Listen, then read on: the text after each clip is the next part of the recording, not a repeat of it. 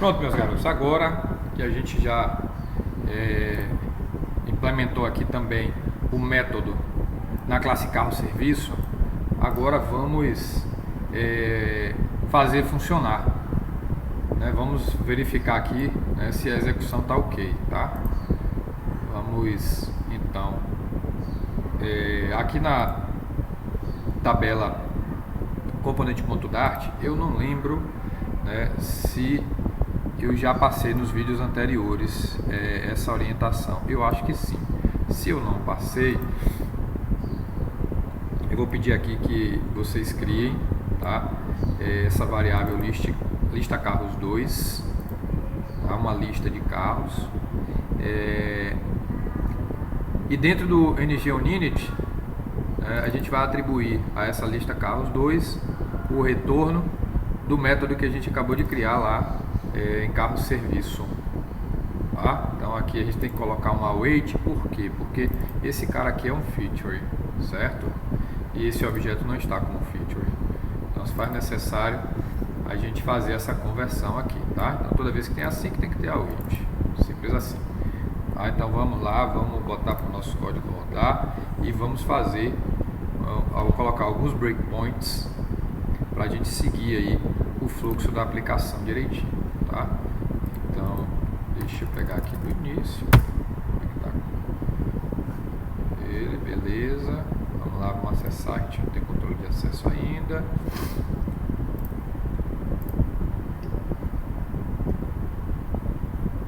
Pronto, aqui ele já, vocês vão ter que fazer um breakpoint, né? Lembrem-se que quando a gente vai para a tela onde tem o cadastro, o nosso header, né, com a navegação e a tabela, né, quem mostra a lista de carros é justamente o componente tabela. É isso? Então vocês vão precisar aqui neste código, né, no código do componente aqui, para a gente fazer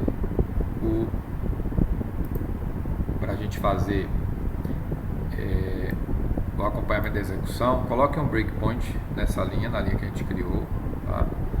Aqui em carro-serviço vocês colocam também no método que nós acabamos de criar, coloca esses pontos aqui para a gente avaliar direitinho.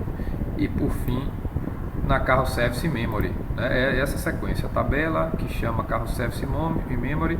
Carro-service memory, ele vai chamar o método get, né, porque aqui em carro-service a gente está chamando o método get, tá? Mas coloca direitinho aqui para a gente ver ele compondo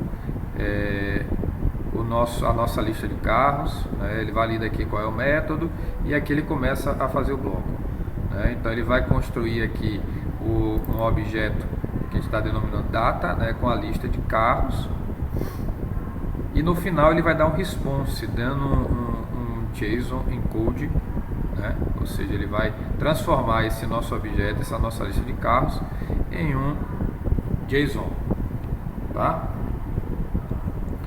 Só voltando aqui, que tem uma pequena modificação em relação a porque tinha dado erro e eu fiz uma mudança aqui, mas não altera em nada, tá? Deixa eu, no caso de vocês, não vou mudar no meu aqui, mas não tem diferença nenhuma, tá? Do que estava para esse aqui. São dois métodos em bibliotecas diferentes que fazem a mesma coisa. Então vamos lá. Pronto, né? Então explicado essa sequência, esse fluxo, lá vai eu soltando a execução. Então ele já tinha passado por tabela, ele já tinha passado, que foi o passo anterior, pelo carro-serviço, ele já está aqui no serviço, né, em memória. Então ele chamou a execução, ó, ele está verificando aqui se carros.db é nulo, tá? A gente sabe que carro.db é nulo. Por quê? Porque a gente não montou ele anteriormente, é a primeira vez que a gente entra, então ele vai verificar. Então sendo nulo, ele vem para nosso método resetLista, que a gente já explicou que ele vai pegar e vai percorrer, né, essa nossa lista de carro inicial, que está no formato, esse formato que a gente está vendo aqui, ele está no formato de map, né? E ele vai aqui, à medida que para cada carro quando ele se percorrer, né, esse método map percorre a lista de carros, para cada carro ele vai criar uma lista, tá? Então o que a gente está fazendo aqui é transformando um map numa lista de carros. Pronto, já montamos a lista, nosso carro DB já está aqui preenchido. E aí ele verificou, né, o método que a gente está recebendo a requisição, qual é? A gente mandou aqui, ó, método get. Então ele vem, né, na request, quando a gente envia, né, esse request é um objeto. No caso da nossa requisição, a única coisa que a gente setou aqui, né, foi a URL, mas a gente poderia ter anexado aqui um objeto, como a gente viu naquela aula lá de REST, né? Ele poderia ter anexado um objeto e ter anexado um cabeçalho para dizer, né, de que formatação esse objeto está. Mas nesse caso ele só veio com a informação do get.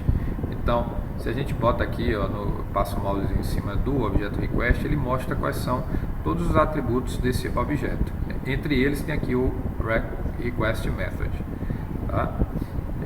Aí ele vai verificar, viu que é um get, e aí ele entra para a próxima linha de código, né? Como eu já expliquei isso aqui anteriormente, eu não vou dar muito enfoque não, beleza?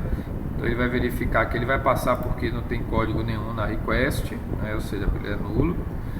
Aí vem por debaixo para o prefixo, né, que também vai estar nulo porque a gente não passou nada, nessa requisição não passou nenhum parâmetro, né? Isso aqui a gente vai compor quando a gente fizer a pesquisa na barra de navegação, tá? Então aqui vai ser vazio também, como ele não vem nada, ele aqui é um if ternário, né? Ele vai preencher o valor de prefixo como nulo. A gente vai montar a expressão regular, mas não vai fazer diferença nenhuma porque ele está nulo, né? E aí o nosso data, lembra, né, que a gente compõe esse objeto data, e é ele que a gente retorna na requisição. Então ele passa por aqui. Vamos lá, gente, aqui vai dar um erro. Eu quis deixar, ó, lembrando que do jeito que tá o de vocês aí, tanto faz, tá? Não tem diferença nenhuma. Aqui vai apresentar um erro e eu quero que esse erro aconteça para justamente atentar vocês, né, porque isso é um erro muito comum, a gente acaba esquecendo, e a mensagem de erro que tem no compilador, ele não é tão sugestivo, tá? Então olha só, quando eu tentar fazer isso aqui, ele vai dar uma exceção, ele retorna uma exceção, a gente botou um try e um catch, né? Ele retorna uma exceção. Que exceção é essa? Então passa aqui o mouse e ele vai mostrar qual é a mensagem de erro do JavaScript. Aqui, cadê? Vamos lá. Não estou com o mouse de pack, só aumentar o negócio aqui. Beleza. Olha o que ele está dizendo aqui. Convertendo o objeto para um encodable objeto, né? Então falhou esse processo. Ele está dizendo aqui é uma instância de carro, tá? Então ele tentou fazer o encode, né? Ele tentou converter um objeto do tipo carro para, né, um JSON e não conseguiu. Por que que ele não conseguiu? Porque, gente, todo objeto que a gente vai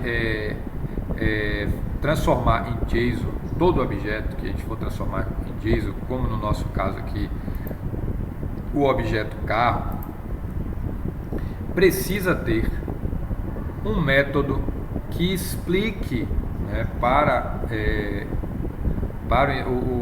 o interpretador como é que ele vai fazer essa conversão.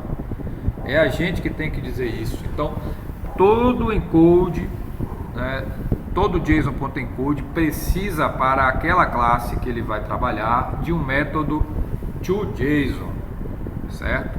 Se não tiver esse método toJSON, ele dá pau, que é o que aconteceu aqui, beleza? Então vamos resolver isso da seguinte forma. Vamos na classe carro. Nós precisamos aqui criar um método to JSON. E ele retorna um map.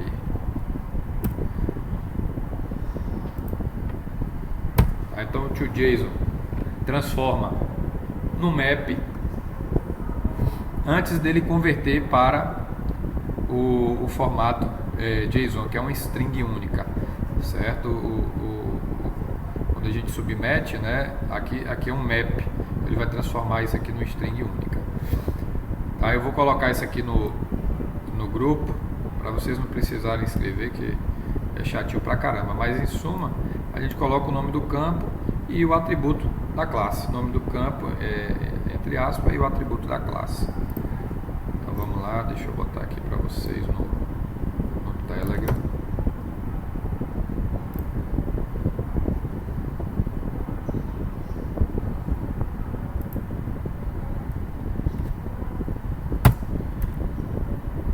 Botei lá, tá?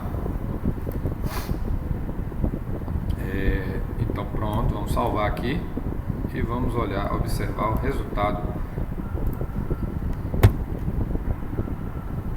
da nossa execução. Então lá, primeiro tabela component, né? O método que a linha que a gente adicionou, ele vai chamar call service. Olha, deixa eu até, quero que vocês coloquem um breakpoint aqui no toJSON, tá? Para vocês observarem que ele é chamado. Então, aí agora ele vai chamar o serviço em memory. O serviço está aqui. Ele vem, se está vazio, ele vai criar a lista de carro, cria a variável data, né, ver se tem um código na requisição, ver se tem um string, um parâmetro na requisição, e aqui ele cria a lista, né, e coloca dentro do objeto data. E agora, tá vendo aqui, gente? Ele vai buscar o método toJSON na classe carro, beleza? Como não tinha esse método aqui, ele estava dando aquele erro. E aí um abraço. Como são 4 objetos, ele vai passar aqui 4 vezes. Saiu. E agora ele consegue devolver, certo? Então aqui a gente vai dar a resposta. Quem vai receber a resposta? A nossa classe carro, tá vendo? Ele já veio para cá, passou da resposta, já veio para cá, tá montando a lista. Aí aqui lembra que, né, eu expliquei, a resposta ela tá vindo em o que? Ele vem em JSON. Então esse extract data ele faz o contrário, ele vai transformar do formato JSON para o formato map. Aí no final a gente converte esse map que a gente vai percorrer, né? Então ele vai, esse código aqui você vê que eles são 3 etapas em um só, né? Então quando ele entra no método extract data, ele vai devolver aqui um map, né? Mas a gente colocou como dinâmico, ele vai devolver, e aqui ele já converte para a lista, ó, ele já converte esse cara para a lista. E aqui ele vai pegar essa lista que a gente criou, né, vai percorrer, e aí para cada objeto da nossa lista, que é um map, para cada map, ele vai criar um objeto do tipo carro. Aí a gente já tem o método fromMap que recebe o map e aí vai e faz o mapeamento de cada um dos atributos. Aí no final ele transforma numa lista, pronto. Aí eu já tenho minha lista de carro bonitinha e retorno para o nosso. Aí ó, retorna para quem? Ele retornou para carro serviço ou para tabela cadastro, tá? Como a gente não botou breakpoint aqui, ele já seguiu. Vamos ver se teve erro. Não teve erro. Pronto. Um abraço. Finalizamos aí mais uma etapa e aí a gente vai agora substituir no próximo vídeo e a gente explica, tá bom? Um abraço e até mais.